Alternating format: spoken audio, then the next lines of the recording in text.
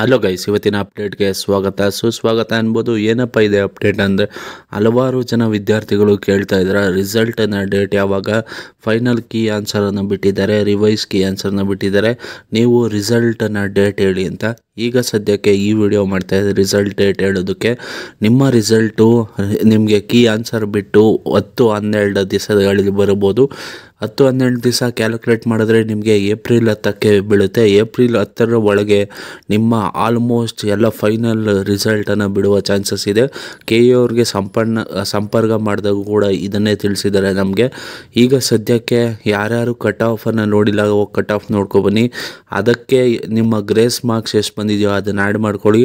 ಅದು ನಿಮ್ಮ final cut off ಆಗಿರುತ್ತೆ. ರಿಸಲ್ಟು ಯಾವಾಗ ಬರುತ್ತೆ ಡೇಟ್ ಕೇಳ್ತಾ ಇದ್ರಲ್ಲ, ಆ ಡೇಟು ಏಪ್ರಿಲ್ 10ಕ್ಕೆ ನಿಮಗೆ ಡೇಟು ಮುಹೂರ್ತ ಫಿಕ್ಸ್ ಆಗಿದೆ. ನಿಮಗೆ ಬರುವ ಚಾನ್ಸಸ್ಸು ಬಹಳ ಇದೆ. ಚಾನಲ್ನ ಸಬ್ಸ್ಕ್ರೈಬ್ ಮಾಡ್ಕೊಳ್ಳಿ, ಬೆಲ್ ಐಕನ್ ಹಿಟ್ ಮಾಡಿ, ಸ್ನೇಹಿತರಿಗೂ ಶೇರ್ ಮಾಡಿ ತಪ್ಪದೆ.